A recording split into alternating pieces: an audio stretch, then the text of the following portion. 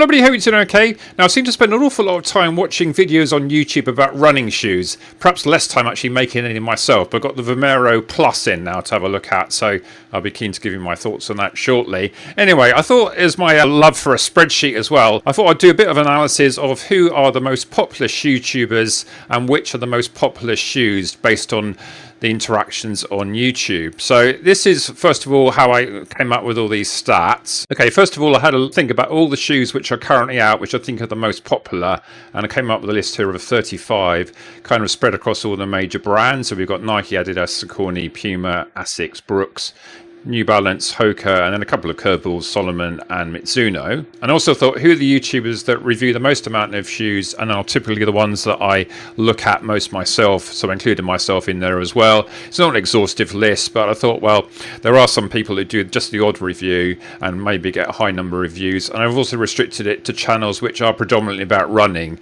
There are some channels that review running shoes, but perhaps their focus is more on lifestyle, or more on, say, basketball, or more on tearing the shoes apart and having a look at them. Didn't really think that I wanted to include those. And this is my working spreadsheet, so I've got all the YouTubers across the top here, and I've got all the shoes down the left, and I've set up links that can take me straight to YouTube. And if I click on, say here, the run testers against the Vomero 18, and then you see the query there, run testers Vomero 18, and then up pops there Vomero 18 review with 23k views. So I plug that into the spreadsheet. Now what I do is, if they do a comparison with another shoe, I only take a higher score if half of it is more than the single one. So for instance here, Vomero 18 versus the Novablast 5 got 27k views, but effectively that's 13.5 for each, so it doesn't beat the 23k from the single shoe. So I want to have consistency between the different styles of reviewers. Some will do a lot of single shoe reviews, some will do a lot of comparisons. Want to look out for the overall picture, and also make sure that I didn't count any video more than once in the stats. Okay, so let's now have a look at the top 6 YouTubers by the number of views of all their videos. Okay, in 6th place is Yowana here with one of the shoes of the moment, the Metaspeed Edge Tokyo. Trying to get his view on what's the difference between the Tokyo Sky version and the Edge version. Now, Yowana's come on increasingly well in the last year. He's got a very unique style, perhaps not to everyone's taste. He basically does hour-long vlogs of his run every day, and he gets through an incredible amount of shoes. I think he's on the range of about 30 different shoes this year, and he basically gets to try more shoes, I think, than anybody's single reviewer. He certainly puts the most amount of miles in. I think he's regularly doing 100 miles per week, and I think recently I saw he was up to 120. Now, I think I do find that I have to sort of like dip into this a bit on the videos. He fortunately puts section headings in, and often this section here, which is the initial section, but also sometimes I jump to the post-run conclusion. Sometimes I just have to look at the thumbnail or the title to get an idea or whether he likes the shoe or not, but at least for this analysis I just need to look at the views. So yeah, definitely worth checking out, but don't necessarily always expect something that's going to be highly polished and get a good overview in a few minutes. In 5th place is my good buddy EDDBUD, who often shouts me out. I did meet him once at a park running Yeovil, I think before we knew who each other were, but I've always been in contact with him regularly, and he always gives me nice shouts out on his videos, and hopefully to reciprocate here. So he's giving us his view on the difference between the Metaspeed Sky and Tokyo, one of the hardest things to comment on at the moment, and so Ed's insights are always good. Always a good style with Ed. He's always feel like you're watching an entertaining video, even if you don't particularly like the shoe. All his videos are of a nice format, so you know exactly what you're going to expect. He goes through the midsole, the outsole, gives points for the value for money, and has his musical interlude at the end. And I invariably find that I get to the end, because sometimes he shouts me out at the end, but that's not the only reason. But yeah, just a hugely entertaining set of videos that Ed does, and now very knowledgeable and comprehensive. His own running is pretty good. I mean, he's a decent club runner, tight runner. He's around about a sub 20 for 5k, and I think tantalizing close to a sub 130 in the half marathon. I think he keeps having a go. Hopefully he can finally crack it soon. And he did his first marathon recently, and so yeah, good to see that he's joined the ranks of the marathon runners. YouTubing shouldn't always be about marathon running, I think, but yeah, certainly if you're reviewing shoes, the more miles you do, the better. Now, in 4th place is the run testers from the UK. There's 4 of them. They're all basically journalists, so they do a mixture of YouTube, and also they write for various magazines and whether it's printed or online. This is Kieran here. He's one of my favourites of the four, I think. He's a very accomplished runner, a bit more of an ultra runner, I would say. And here they are reviewing the Speed 5, which is certainly one of my favourites for this year. And Kieran always gives a very comprehensive testing of shoes. He'll literally often run out the door and run a marathon in a shoe and then tell us how we got on. Equally, he'll be just as likely to go out the door and do a mile time trial in a shoe. And I think the Speed has always been a shoe that he's liked, and no exceptions here. In this video, we've also got Tom, who's a beloved of soft shoes. I'm not quite sure whether the Speed 5 will be quite to his liking, because it's not as soft as some. But yeah, always get good insights from Tom. And he's a regular sub-3 marathon runner. And Nick here is the best of the four. He's around about a 2:25 marathon runner, something like that, or at least very close to that. And yeah, it also gives very good insight into shoes. I would say with the run testers, they're all about a size 8 or size 9, so they don't have the extremes like, say, FOD Runner have, or the very smaller size of, say, Robin from Road to Trail. But I think it's a kind of advantage if you're a ShoeTuber to be close to the standard size. You're more likely to get pairs for reviews quicker than the likes of FOD Runner or me would do. Obviously, I had to buy my shoes anyway. It's largely by choice, to be fair. In fourth place is the American equivalent, really, Believe in the Run. Thomas here on the left, Megan on the right. They're reviewing the Prime X3 Strung, which is a bit of a strange shoe to me, very expensive, and don't think it was that well received. But yeah, Megan is a very good sub-elite marathon runner, around about a 2:45 runner.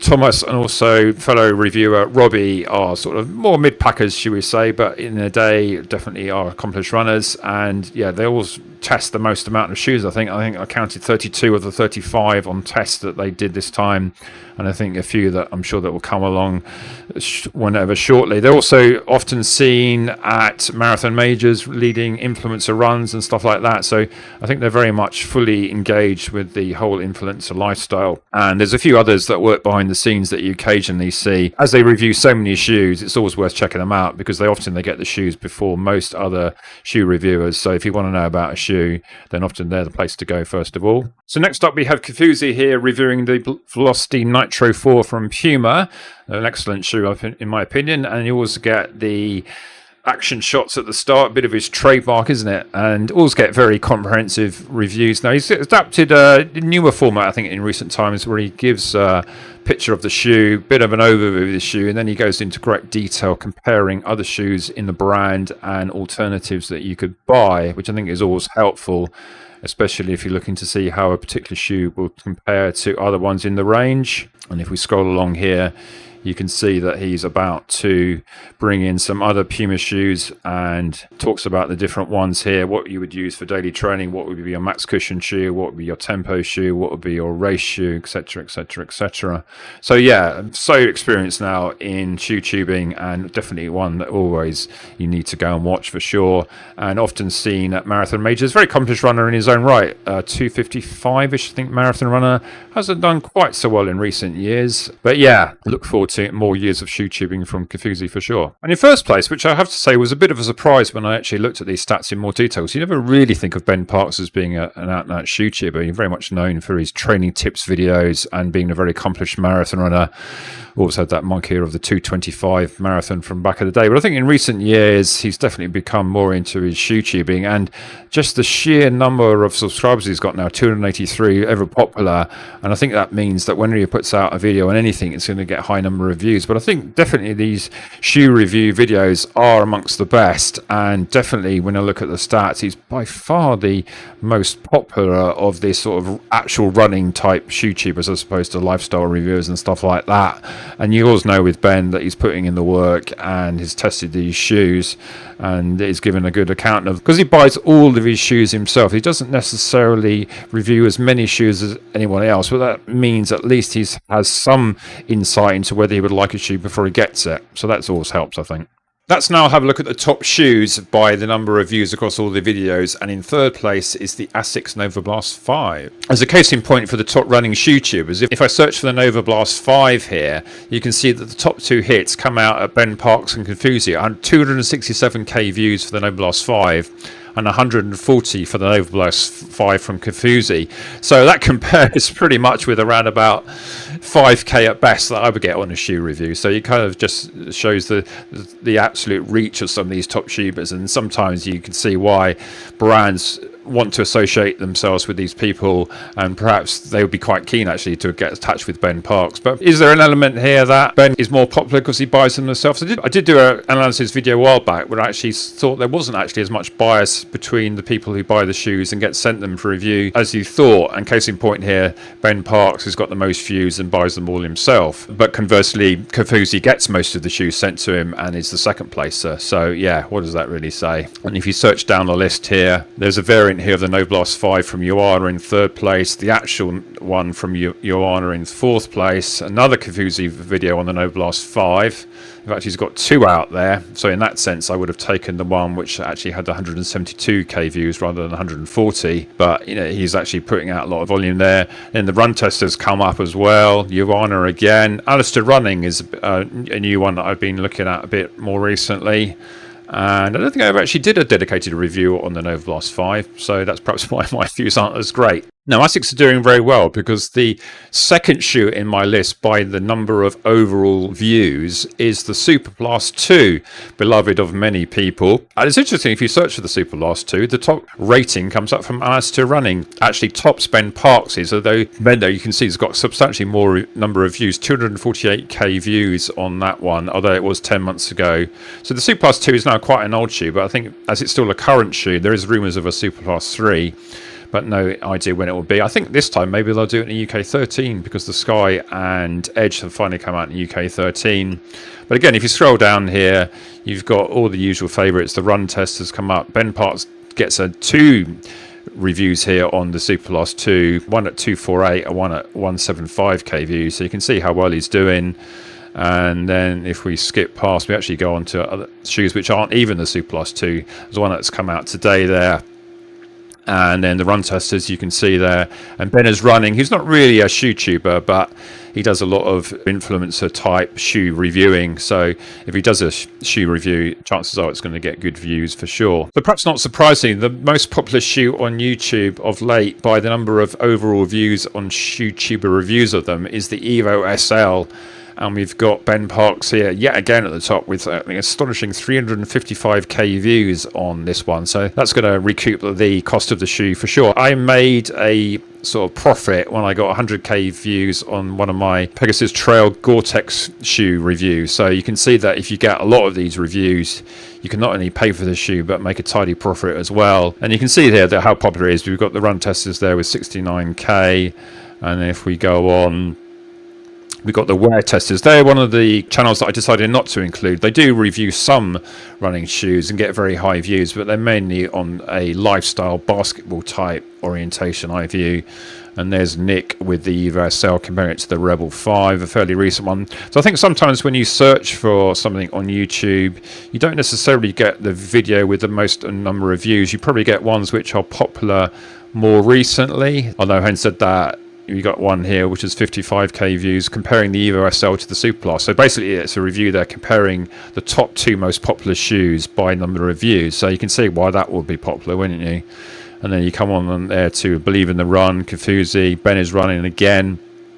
So it's always the same sort of people that you're looking to. You can see that these top ShoeTubers are somewhere ahead of the rest.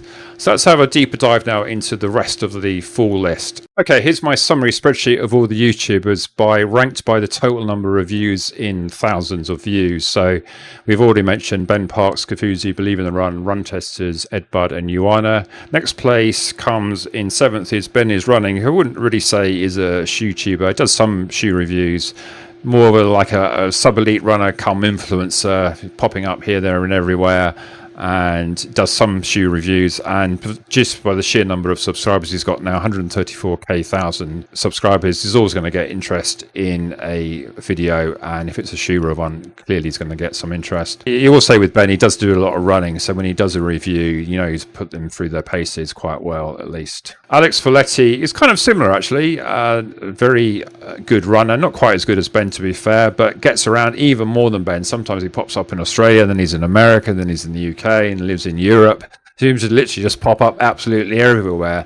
Goes to a lot of the trade shows as well. So I was quite careful in deciding whether I should include some of them. And I think in the end I decided that if you're just talking to the rep at the trade show, or you're just doing a theoretical video on a shoe without actually having it in hand, not even running it, I excluded it. If you've actually been for a run in it, then I did include it. Next up is the person I can't name, but he's doing okay. Doctors of Running, that's 3 actual medical doctors.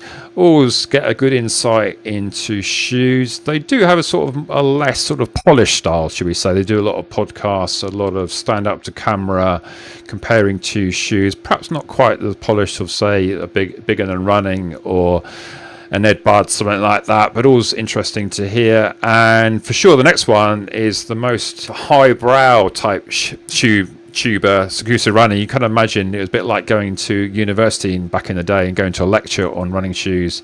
You also get a very well-informed view of the shoe, detailed knowledge of the history of the line of a shoe, the specs, the comparison reviews are perhaps his most popular, which I think actually I had to sort of like almost negate some of the comparisons, because when you do one review, you get a certain amount of views, and then you do a comparison with a similar amount. I wasn't effectively counting both. So if we actually took this on the number of views on shoe review videos that each channel has, I think Sagasu Running would actually be higher than it is. But I wanted to have a sort of like a equitable base for this analysis and not sort of essentially double count views and stuff like that. But yeah, Sagasu Running is someone I see as a good friend now. I often message him in privately, discussing various things. Fellow fans of the Nike Pegasus. Be interested to see how he finds the Vomero Plus. I think he's done his first review in it. One of the shoe we have disagreed on slightly of late. He went for the Sky Tokyo as his favourite, and I went for the Edge Tokyo, which is, to be fair, is what the one he thought I would like, and I thought he would like the same one because he's a Vaporfly fan like me. But no, he seems to be liking the Sky this time.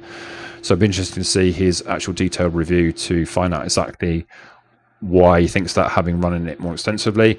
Next is my good friend, the FOD Runner, one of the few ShoeTubers I've actually regularly met. A couple of times we've actually done videos where he's tried on all my shoes. He's the one ShoeTuber that takes exactly the same size as me, UK 13. Or UK 13.5, if you say Adidas or New Balance or Hoka, something like that, but US 14 in the main.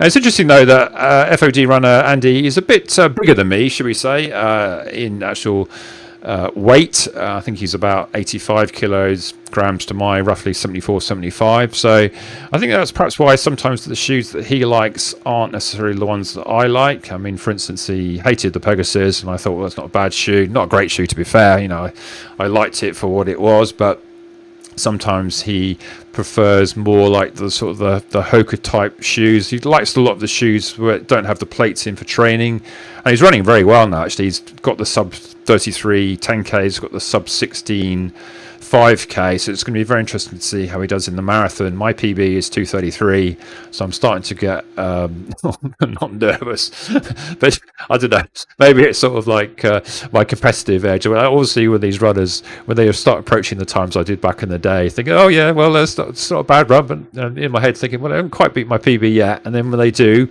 I start looking at all the other events that I'm still faster than them in. So yeah, it's sometimes it's can be a little game, these things. Marathon Handbook is a channel I've only just started watching. They're doing more reviews than I've noticed, actually. I don't know too much about them. I think they're from the States. Definitely one to check out. They've got a quite eloquent style. Bigger Than Running used to be Aubrey Running. Aubrey I've met in person. And yeah, definitely you would perhaps say the most polished of all the production quality of all the shoe reviews. You always feel like you're watching sort of a mini movie when you're watching a Bigger Than Run shoe review. And I think I would just sometimes just like listening to what he's got to say. Sometimes I'm not quite sure I'm actually fully listening to what he's saying, but I just like listening to the way he comes across, and he always definitely has enthusiasm for the shoe. He's training for the Sydney Marathon at the moment, and yeah, good luck to him.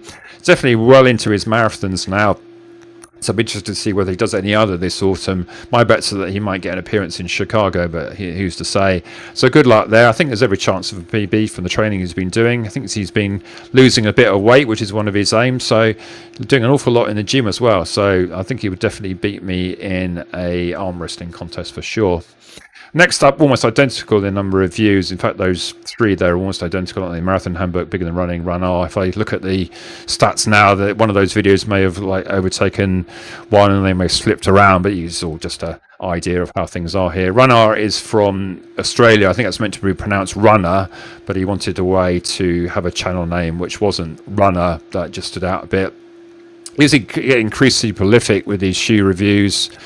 He's reviewed 25 shoes, which, considering it's just him, is far more than most of the ones around him at this sort of level of the table. And I think those videos are starting to get traction. They're definitely good, comprehensive reviews. I don't know too much about him as an actual runner, but I think he's a fairly decent club runner, type 1, and equivalent of in Australia. So definitely feel that he's getting out and testing these shoes. So yeah, I've often exchanged comments with him on some of his stuff. He put out a poll the other day, what is the shoe you'd like to review next? I think Vomero Plus, I said, because that's one I've literally just come in today, so it'd be interesting to compare notes there. Alastair Running is another channel a bit like Marathon Handbook I've only just sort of become aware of, and actually he's got almost 14k subs and reviewed, how many shoes did he review there? 17 shoes. So yeah, definitely one checking out. Don't know too much about him. I think he's from the States, so he kind of sounds almost like British. I'm not sure whether he ever was British, or I'm just imagining that, but yeah, definitely one good one to see. Jason Jogs is another one I often interact with. Good to see him making traction. He's now reviewed 14 shoes this time. I think he has to, like me, has to buy all his own shoes, so he's not reviewing absolutely every shoe, but he's a bit of a Nike fan, so I'd be very interested to find out how he gets on with the Vomero Plus. I think he perhaps liked the Vomero 18 more than I did, but yeah, that was a bit of a heavy tank for me.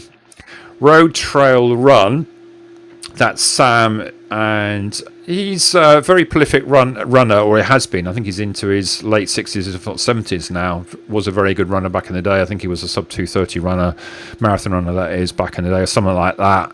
Clearly not in that form anymore at suitably older age, but also got a very insight into shoes. One of the sort of shyest people on YouTube. We very rarely ever see him.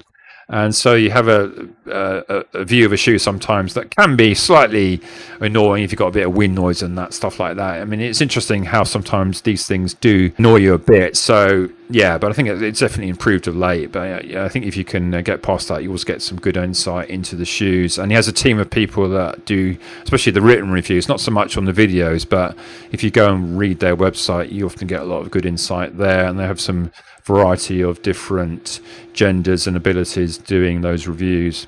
Now, Seth James DeMoor is interesting because basically he seems to have almost given up on shoe reviewing. He's almost, you could say, almost given up on YouTube. I mean, he has been doing daily blogs again, but it just doesn't seem that it's gaining much traction. And bizarrely, he's actually lost 1,000k views. So he was 171 and now he's popped down to 170. So yeah, I'm not quite sure what's going on there. And he only reviewed 5 shoes this time, so probably shouldn't have been even in the list, but I've put him there as somebody who was perhaps argued at one time the most well-known ShoeTuber, but just goes to show that if you don't keep it up, then others come in and take over. Now, Robin Marbert, Road to Trail, has been on me to do this video for ages. When I first told him that I was doing it, I'm in regular contact with him. We have a good chat about this and that, and almost like the underdog, it's us two there at almost at the bottom. And I think I was hoping I was actually be able to overtake him on a number of views, but I think he puts out far more videos than me, that he's actually now doing better. He's got an average there of 4k views per shoe, which when you consider he's only just over 2k subscribers, that is easily the best percentage of views to subscribers. Now, you could argue that obviously when you've got a low number of subscribers, you're getting an awful lot of hits probably by search. And I think in the main, unless you really are a famous YouTuber like Ben Parks or Kofuzi, you get an awful lot of people who are watching videos based on searching for them on YouTube. So I think that's why often people spend a lot of time getting their thumbnails right, getting a snappy title, have the introduction sort of good or not good, if the case may be. It's something that I've become increasingly aware of, and trying to sort of make the intro sort of interesting. Although when I look at the stats, I often find lose a third of my viewers within 30 seconds anyway. But I think speaking to other YouTubers, that's pretty common. And I think these days with the scroll through mentality, sometimes you're lucky to think that they've even clicked on your video at all.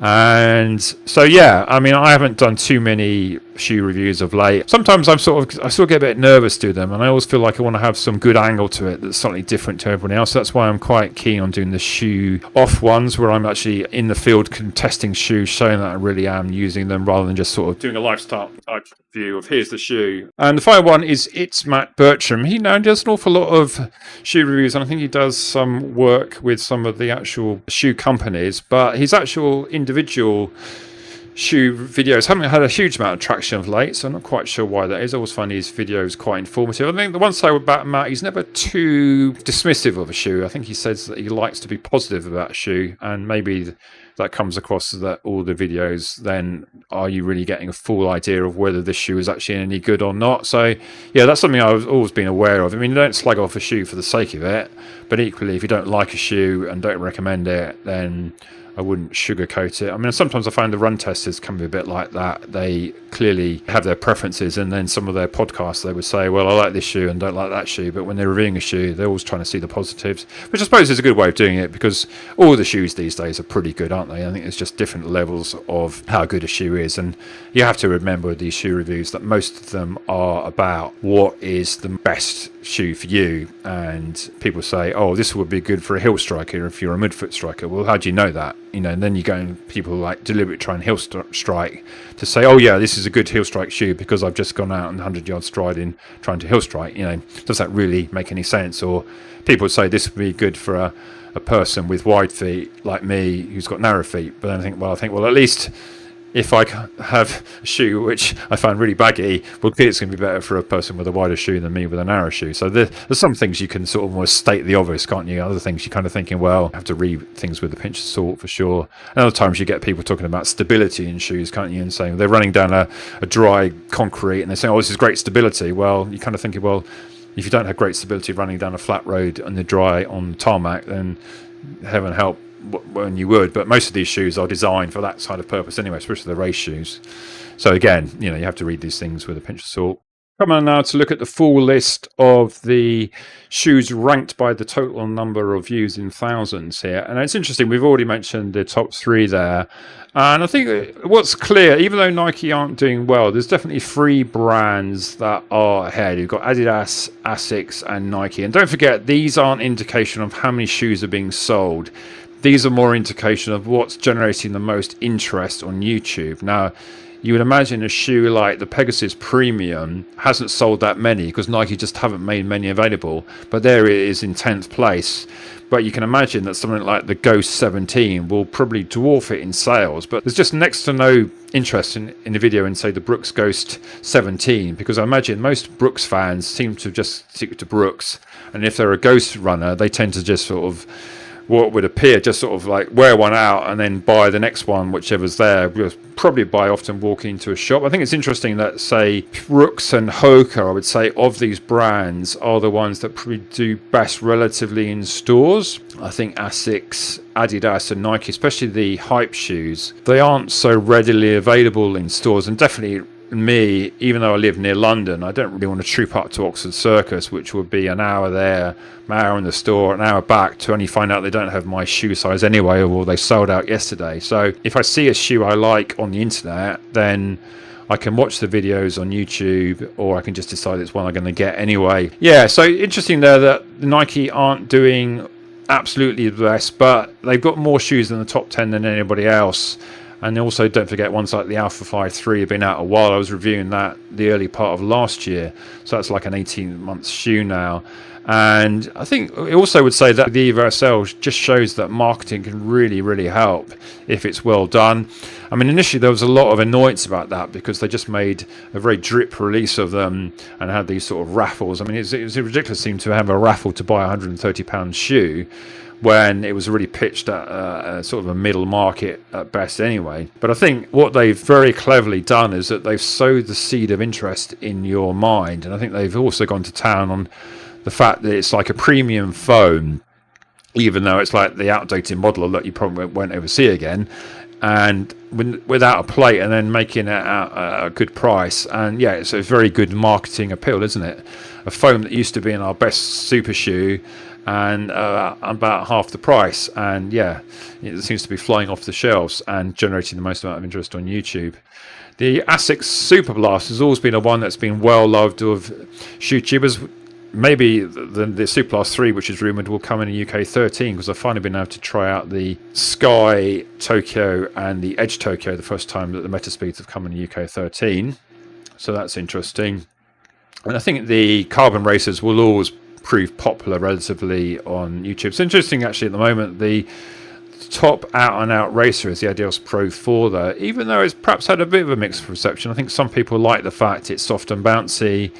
Some people seem to be struggling with that a bit. I find it quite a good sort of super trainer, but not convinced it will be the best one for me for a longer race. I mean, it's a bit heavier than some other ones, and I think after a while that sort of soft feeling, quite a wide base, it sort of feels it's not perhaps the fastest shoe at the moment. Not quite sure what I would actually use for a marathon shoe at the moment. I think certainly in short distances, 10k and under, which is all I've raced of late, the Puma there in 21st place is the fastest shoe for me. But I think Puma are really on a strange policy there. They've got the fastest shoe arguably on the market at the moment, but they just aren't making any, which kind of reflects in the fact that the number of views on it, because people aren't really rushing out to do their latest review of the Fast R3, because, well, what's the point? Because you can't buy one. So there was a few reviews that came out, and I did one, a few sessions in it, a few race vlogs in it, and the monkey of having a shoe review on that shoe, the fastest one out, kind of loses its appeal when you just can't buy it. So really not quite sure what's going on there. And you can see that in the stats, that the Deviate Nitro Elite 3 has actually got far more views relatively than the Fast R, even though it's been actually reviewed by the same number of their reviewers, and only 14 of the 22 as well. So not, only about a third. So it's not the most obvious shoe to review. I mean, if you look at the actual races here, the Endorphin Pro 4 from Saucony, admittedly that's been out a while, so I think it's gaining traction by the fact that the videos have been out longer. There's also an element of that. That's kind of why the Romero Plus is the bottom, because it literally was released yesterday, and the reviews are only starting to come out. There's only 4 reviews, or proper reviews. There's been a few sort of previews, but I think only Believe in the Run have done a full review from the mainstream reviewer cast, and then Robin from Road to Trail did one, which was one of his best viewed videos so far. He's already got 6k in a couple of days, so just goes to show when the new shoe comes out, if you get your review out, it's going to do well. And if you like Robin, make an interesting, quirky video anyway, so much the better. So yeah, what else have we got here of interest? Solomon, Robin said to include that one. It's not at the bottom, not really a shoe that I've paid too much attention to, but it's Solomon's only one here. They are obviously mainly a trail brand. New Balance, they all seem a bit lost on me. The SC Elite V5, it's only just come out, but it's gaining next to no interest as far as I can see. I think the people that like the SC V4, because it was a bit more of a mid-packer shoe, even though I think Alex Yee wore it to the gold medal in the Olympics, don't seem to be sort of that keen on the V5, or maybe just haven't got it in their hands yet, so it's languishing at the bottom there. And the Rebel V5, also a good hype shoe. Tried that one, just ridiculously wide, not quite as wide maybe as the V4, but decided that it just wasn't a shoe that was worth me even bothering to try and run in. I was just sort of swimming in it, even having tied the laces as much as I could before I'd even start running in it. So I sent that one back, didn't do a review on it. I've had generally good reviews from some people. I remember Sagasu Running saying it was great, and then all of a sudden he was saying it had all sorts of problems in it, and so maybe it wasn't as great as he initially thought, which is a bit of a shame, because in theory, if you like a shoe, then it doesn't quite work out for you on foot. Yeah, it can be a bit annoying for sure. Pegasus Premium is another shoe that I really like to like. Tried to run in it a few times. I still did the other day, but it's just about 420 grams. So that is a bit of a mindset struggle when I've been used to wearing Metaspeed, Edge and Tokyos and the Street Flies. The Metaspeeds are coming in at about 205 grams to me. So it's literally under half the weight of the Pegasus Premium. And yeah. Yes, it's thinking a bit of a masochist wearing such heavy shoes. Puma Velocity Nitro 4 there. That's a good shoe, bit of a budget shoe, but it's one of those shoes that's not really generating too much interest on YouTube because it's just not very exciting. I mean, I did a video on it, got decent views, and it's a shoe that, yeah, get out and buy because you can, with a discount, you can get it under £100 already, and it's got the full nitro foam on it. So I think it's a good shoe for sure, but definitely don't expect to get a Fast R3 for under half the price, even though it's got what is in the box a similar type of foam. But yeah, definitely a good one for sure. Mitsuno Neo Vista, that was quite a hype shoe, wasn't it, on the first version? I don't think the second version has been quite so excited. Maybe there's an element of, well, we've seen that one already and it's now just an iteration. That's often the problem these days, isn't it? When you come out with a brand new shoe, and a bit like the Speed 5 there, which is sort of languishing mid-table. I mean, it wasn't long ago where the Speed 5, or the Speed generally, was basically on everyone's lips. It was the shoe to get. I really do like that shoe. I think the Speed 5 is perhaps one of the best versions out. I think certainly much prefer it to the 3 and the 4. The big help for me is that it has a nice Achilles flare, so I don't feel like I'm having a rubbing on the back of my Achilles like it was in some of the previous ones. And the weight of it, I think the actual sort of speed potential of it is no different from any other versions. I think if people see the speeds in bit rose tinted glasses, I think when the 1 and 2 came out, there wasn't much else around in that super trainer category. And people sort of say, oh, it's a really fast shoe, and the subsequent ones weren't. I mean, in my testing, they were pretty much the same. I think it's just like things have moved on, which I think is a bit of the problem with the Speed 5, that it feels fairly similar to all the other ones. So do you really feel that for a quite high price? I think it's about 170 at recommended retail price. I managed to get 15%, but even so, it's quite a lot of money for a shoe that kind of feels like it's using technology more or less from 5 years ago, when a lot of the other brands have kind of moved on. I mean, when you consider what ASICS were putting out for their super shoes back in 2020, had the Meta something then, which was sort of like a version of a racer with a very stiff little plate in it and not much foam. It wasn't that great. But now they're putting out these shoes which are lighter with max stack allowable stack in it. So yeah, things have moved on a lot. You might argue that Nike perhaps aren't moving on. The Alphafly is 1, 2, and 3. A lot of people still say that the Alphafly 1 is still the best. I still feel that the Vaporfly, or the first one, is still the best one for me.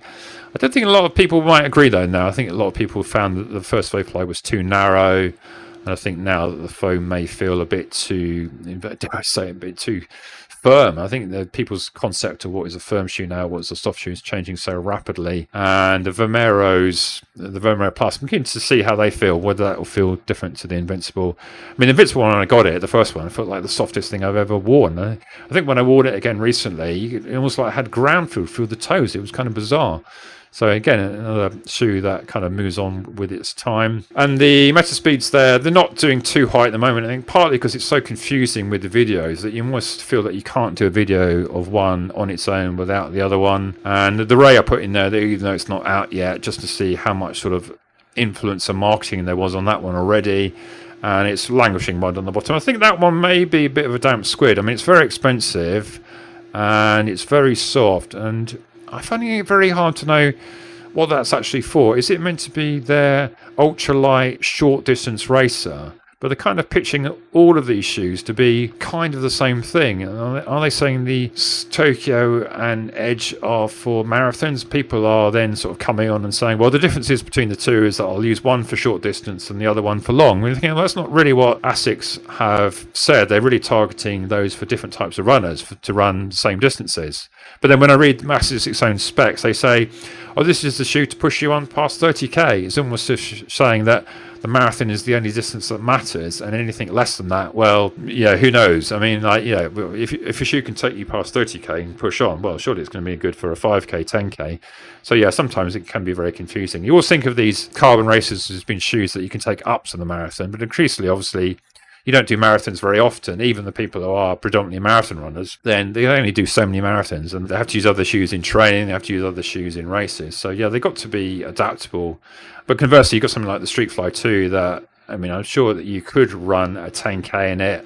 I'm sure you could run a half marathon and a marathon in it compared to the flats of old, but no one really, apart from the odd few people, are really going to do that anymore. And I even struggled to justify using that one in a 5k, even though John Broome has been getting on well with it in a 5k. I still think that the Fast Star Nitro 3 is the fastest shoe for me over those distances, just because it's like more efficient, and I feel like it's going to save my legs for a bit longer. I think with the Streetfly 2, it's the sort of shoe a bit like a Spike. Yeah, on the first stride, it's great. Surely the fastest shoe out of the blocks, but will you still be going as strong a couple of miles down the road when just haven't got quite the same amount of foam under you? But anyway, digressing a bit. Okay, there, yeah, the Silo X1, Rocket X3, two shoes I haven't really been interested in, and nor seemingly has been too many reviews. I mean, it's kind of confusing with Hoka. I've got the Rocket X2, not a bad shoe. I will struggle a bit with Hoka. I don't really like their 5mm drop. I think they've changed some of the drops of late, but just felt that the Rocket X2 was okay, but not really anything better than I think I'd already had. Rocket X3 seems to be a more muted version of it, and then they seem to have switched over between the Silo X1. The Rocket X has been one as like being the more max cushion, more democratic shoe. They kind of switched them over as far as I can see. I think the Rocket X3, they're more pitching to mid-packers now, and maybe the faster shoe is meant to be the Silo X1 2.0. But yeah, I can't justify getting all these shoes. Did I put the Brooks Hyperion Elite 5 in here? I did, yeah, but a shoe that is not available in my size, and unsurprisingly is not really getting much interest. A shoe that can be hard to get. I think it's a bit easier to get than some of the previous versions, but I think Believe in the Run gave it a begrudgingly okay, because they really hated the 4 non-Piva version, didn't it? But you think reading between the lines, they're thinking, well, they're still playing catch up, even though they've got a Piva shoe now. But then, well, I think, well, you know, Nike had a Piva shoe in 2018, and here we are in 2025. So, but you could argue perhaps that Nike now needs something new to add to the table. You feel like Zoom X has been done to death a bit, and there's only so many variants of it that you can possibly have. So I hope you like this take on the shoes and the ShoeTubers. Which are your favourites, either the shoes or the ShoeTubers themselves? And do you pay too much attention to the actual reviews? I mean, some people say like, oh, I've been waiting for this review, even when they've actually bought the shoe, which I found the most remarkable of comments. But yeah, I can sort of see it, because I think that sometimes people just want to be reassured that they haven't wasted their money on something that's going to be rubbish. So if a ShoeTuber that they like also likes it, then I think it does give somebody a warm feeling. And sometimes with a shoe like the Pegasus, I get a bit sort of annoyed myself when people slag it off, because I think, well, I've worn that shoe, it's all right. Not I think great, but I mean, I can do a turn in it. Anyway, so hope you found this interesting. Like and subscribe on that, and see you on the next one then. Bye.